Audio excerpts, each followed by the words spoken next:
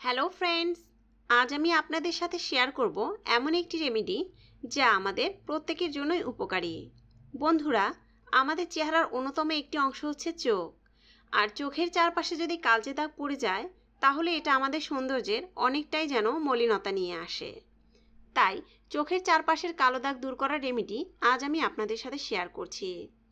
রেমেডিটি তৈরির জন্য সবার প্রথমে আমাদের নিয়ে নিতে হবে একটি আলু। এখন এই পরিষ্কার আলুটিকে একটি গ্রেটারের সাহায্যে ভালোভাবে গ্রেট করে নিতে হবে।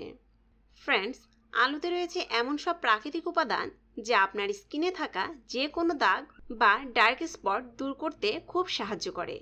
এছাড়াও ডার্ক স্পট দূর করা এবং প্রাকৃতিক ব্লিচিং প্রপার্টিস হিসেবে প্রাকৃতিক এই উপাদানটি স্কিন কেয়ারে অনেক বেশি জনপ্রিয়।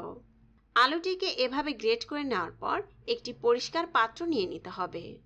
তারপর একটি ছাঁকনির সাহায্যে আলুর গ্রেট করা এই পেস্ট থেকে আলুর রস বের করে নিতে হবে। আলুর রস ছেঁকে বের করে নেওয়া হয়ে গেলে এখন এই রসের সাথে অ্যাড করতে হবে 2 চামচ পরিমাণ চালের গুঁড়ো এবং তারপর এর সাথে অ্যাড করে নিতে হবে 1/2 চামচ পরিমাণ হলুদ গুঁড়ো। এখন এই দুটো উপাদানকে খুব ভালোভাবে মিক্স করে নিতে হবে। মিক্স করা হয়ে গেলে দেখুন রেমেডিটি পুরোপুরি তৈরি। এখন এই মিশ্রণটিকে যে কোনো সময় রাতে অথবা গোসলের আগে কিংবা বাইরে যাওয়ার আগে আপনার চোখের চারপাশে লাগিয়ে নিন। ঠিক এভাবে চোখের চারপাশে অথবা চোখের উপরে চাইলে লাগিয়ে নিতে পারেন। এভাবে চোখের চারপাশে এই মিশ্রণটিকে লাগিয়ে নিলে দেখবেন আপনার ডার্ক সার্কেল খুব দ্রুত রিমুভ হয়ে যাবে।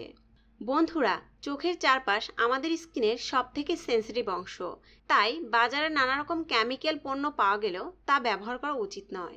এই প্রাকৃতিক উপাদানগুলো এবং এই হালকা উপাদানগুলো ব্যবহারেই দেখবেন এই ডার্ক সার্কেল কতটা দ্রুত রিমুভ হয়ে যাবে এবং চোখের জন্য এটা কোনো ক্ষতি করবে না। এভাবে লাগিয়ে নেওয়া হয়ে গেলে 5 থেকে 10 মিনিট পর্যন্ত রেখে দিন। হালকা শুকিয়ে আসলে নর্মাল পানি দিয়ে বা ফেস ওয়াশ দিয়ে ধুয়ে ফেলুন। আর তারপর দেখুন আপনার ডার্ক সার্কেল কত দ্রুত চলে গেছে। দ্বিতীয় যে রেমেডিটি রয়েছে তা হচ্ছে potato ice cube for dark circle removal. এই রেমেডিটি তৈরির জন্য আবার একটি আলু নিয়ে নিতে হবে এবং আলুটিকে ছোট ছোট টুকরো করে কেটে নিতে হবে। আলুটিকে এভাবে ছোট ছোট টুকরো করে নেওয়া হয়ে গেলে একটি গ্রাইন্ডারে আলু টুকরোগুলোকে নিয়ে নিতে হবে এবং খুব ভালোভাবে ব্লেন্ড করে নিতে হবে।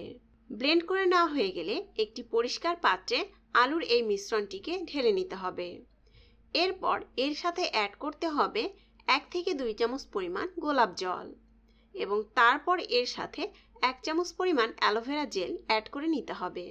আপনারা চাইলে অ্যালোভেরা পাতার যে জেল তা এখানে ব্যবহার করতে পারেন, সেটা সবথেকে বেশি কার্যকরী হবে। এখন এই সবগুলো উপাদানকে খুব ভালোভাবে মিক্স করে নিতে হবে।